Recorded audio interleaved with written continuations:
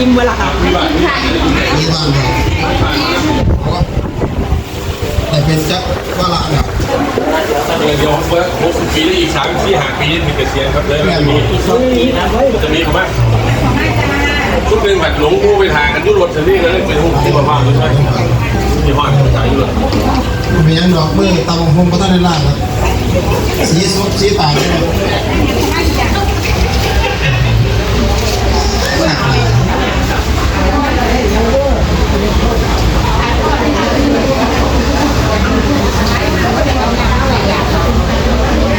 หลายคนตอนนี้กินน้ำไก่หยาบด้วย กินน้ำใจดีละเอาไปจ้ะ เด้อเก่าคำบูชาพระรัตนตรัยพร้อมกันโนดอิเมนาสการะนาตังพุทธังอภิปูชยามะอิเมนาสการะนาตังธัมมังอภิปูชยามะอิเมนาสการะนาตังสังฆังอภิปูชยามะอะระหังสัมมาสัมพุทโธภะคะวะพุทธังภะคะวันตังอภิวาเทมิภวะคาโตภะคะวะตาธัมโมธัมมังนัมมัสสามิสุปฏิปันโนภะคะวะโตสาวกสังโฆสังฆังนัมมามิกล่าวนะโมสามจบพร้อมกันเชิญจ้า นะโมตัสสะภะคะวะโตอะระหะโตสัมมาสัมพุทธัสสะนะโมตัสสะภะคะวะโตอะระหะโตสัมมาสัมพุทธัสสะนะโมตัสสะภะคะวะโตอะระหะโตสัมมาสัมพุทธัสสะ ปุริมายะ ปุริมายะ ทักขิลายะ ปัจฉิมายะ อุตตรายะ เอธิมายะ อุปาริมายะ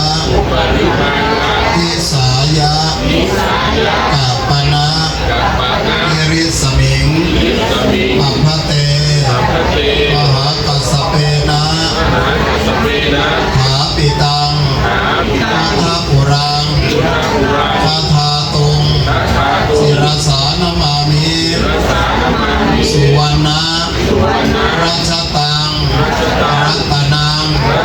ปณีตังพุทธอุรังอาเจติยังอหังวันทามิสัพพะทาข้าแต่สิ่งศักดิ์สิทธิ์ทั้งหลาย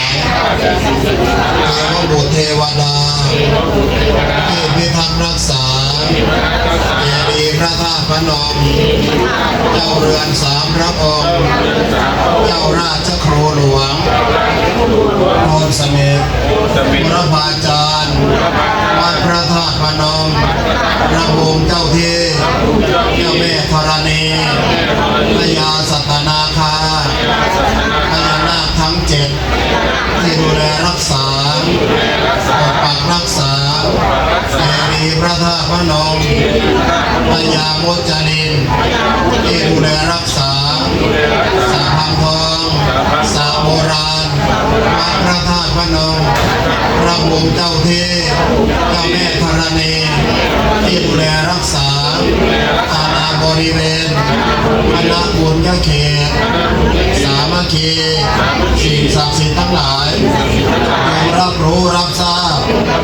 วันนี้วันจันทร์ที่ 26 มกราคม 2569 เป็นวันสำคัญทางพระพุทธศาสนาวันพระวันศีลวันธรรมสวนะขึ้น8 ค่ำเดือน 3 ในงานเทศกาลนมัสการ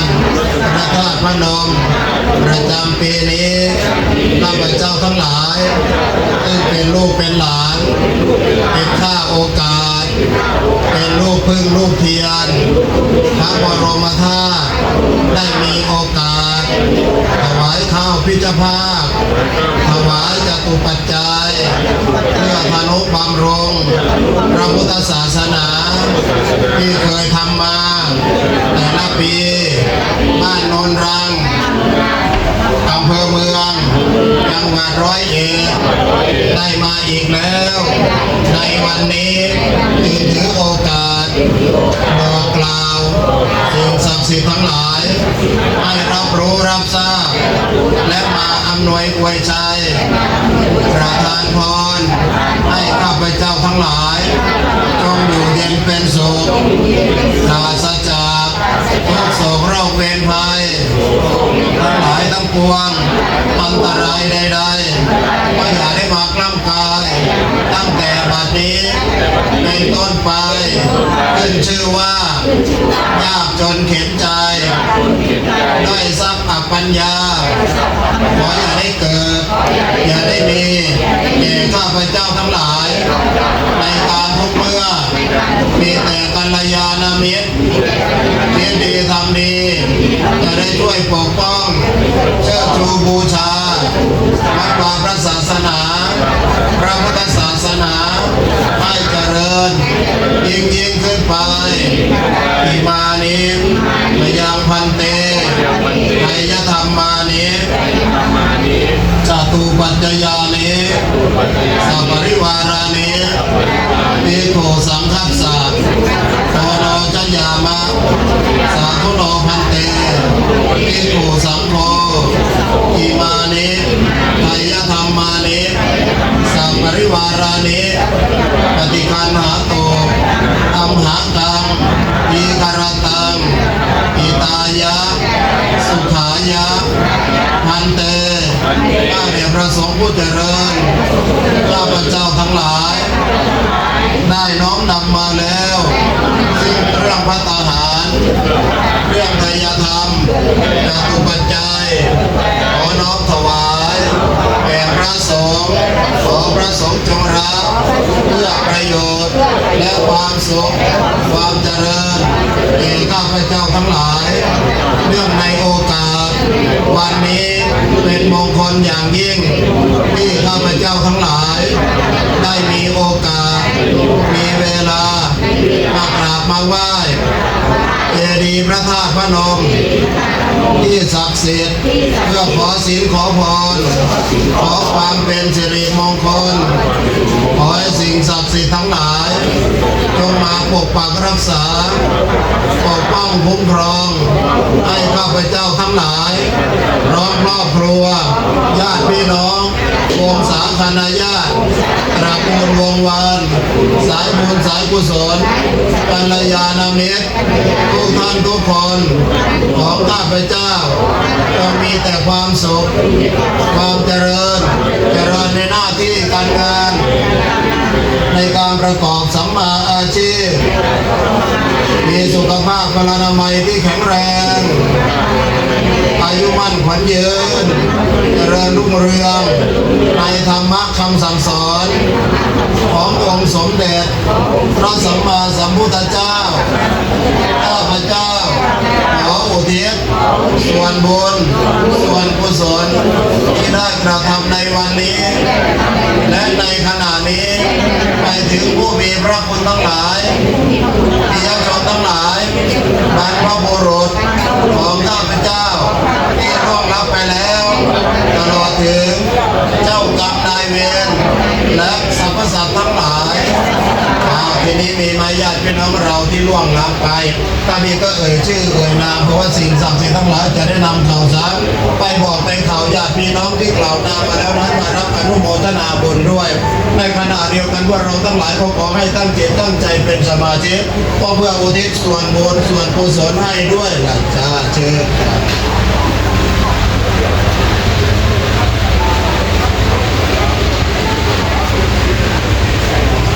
ญว่าตามหากท่านที่กล่าวนามมาแล้วนั้นไม่สามารถที่จะทราบได้ขอเดชอำนาจสิ่งศักดิ์สิทธิ์ทั้งหลายในสากลโลกและสิ่งศักดิ์สิทธิ์ทั้งหลายที่มีหูแก้วตาทิพย์มีฤทธาสักดาเดชเทวบุตรเทวดาที่เฝ้าพิทักษ์รักษาเจดีย์ พระธาตุพนมจงนำข่าวสารการกุศลไปบอกข่าวให้แก่ญาติพี่น้องทั้งหลายของข้าพเจ้าที่ร่วงลับไปแล้วมารับอนุโมทนาในคราวครั้งนี้หากตกทุกข์ได้ยากลำบากเข็นใจก็ขอให้พ้นจากทุกข์ถ้ามีความสุขแล้วขอให้มีความสุขยิ่งขึ้นไปข้าพเจ้าขอตั้งสัจจะอธิษฐานอ้างอิงเอาบุญกุศลที่ข้าพเจ้าได้กระทำบำเพ็ญมาแล้วในอดีตที่ผ่านมาและกำลังบำเพ็ญกุศลอยู่ในขณะนี้มีถวายเครื่องไตรธรรมพระทหารข้าวพีชผ้าถวายจตุปัจจัยเพื่อทนุบำรุงพระพุทธศาสนาบูรณะปฏิสังขรณ์เจดีย์พระธาตุพนมค่าน้ำค่าไฟค่าพระทหารเช้าเพลชำระหนี้สงฆ์และทุนการศึกษาของพระภิกษุสามเณรวัดพระธาตุพนมในวันนี้จงเป็นพลวะปัจจัยเป็นอุปนิสัยตามส่งให้เกิดสติปัญญาญาณทั้งในชาตินี้และชาติหน้าตลอดชาติอย่างยิ่งได้แก่ความพ้นทุกข์คือพระนิพพานเถิดสาธุเอาคาถาปีละทีละเอาคาถามันประเดิมมาถามนอนนานงานน้อยใช้บ่อยเงินหมดเงินมีหน้าสดเงินหมดก็หน้าแห้งไม่แห้งง่ายๆหรอกอำเภอเมือง101มาทำบุญขนาดนี้มาเป็นประจำขนาดนี้สถานที่ทำบุญก็ศักดิ์สิทธิ์มีพระบรมธาตุพนมเป็นสักขีพยานในการทำคุณงามความดีมีพระบรมธาตุพนมเป็นที่ยึดเหนี่ยวจิตใจพุทธศาสนิกชนทั้งหลายวันนี้ข้าพเจ้าทั้งหลายได้รับความเมตตาจากพระครูสุตะเจติยานุรักษ์พระครูสง่าผู้ช่วยเจ้าอาวาสวัดพระธาตุพนมรับข้าวสารพืชพันธุ์ธัญญาหารจตุปัจจัยในวันนี้ในงานเทศกาลนมัสการพระธาตุพนมประจำปีนี้พระครูนำถวายไม่ติดไม่ขาดแม้แต่นิดเดียวกล่าวรัวสวดนัวเหลือเกินร่วมกันนะเสกตัวให้ศักดิ์สิทธิ์เสกจิตให้มีกุศลเสกมีใส่ตนเสกมงคลใส่ตัวเอาไปเลย รับพระพุทธเจ้าถวาย มาแตะกันแบบนี้ยังทำไรแต่กระเสียงว่าเก็บกันจะพาเนาะไปแล้วเนาะโอ้โหสาธุเอาพันหน้าข้างใหญ่ได้เอา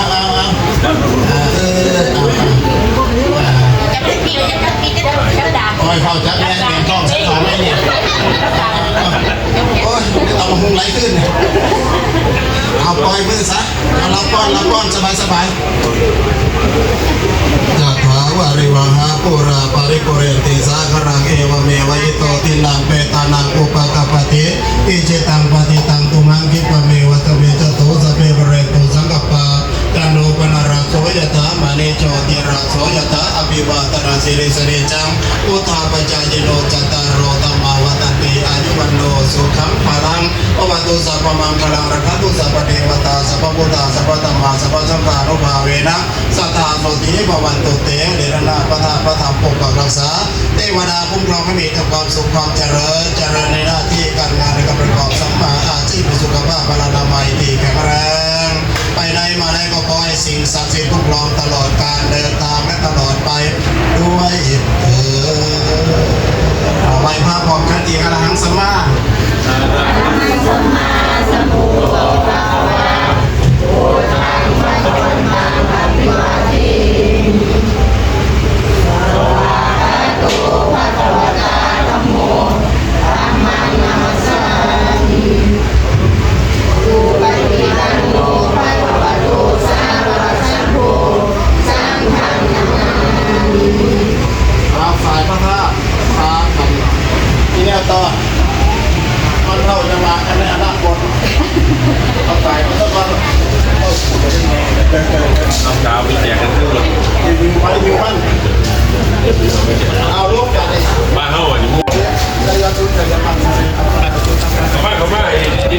ได้ที่นี่มันโดนได้แล้วมันโดน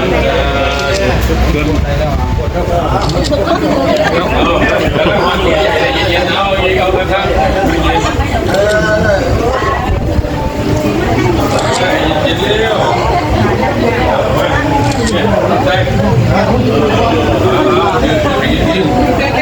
ทำคนอีก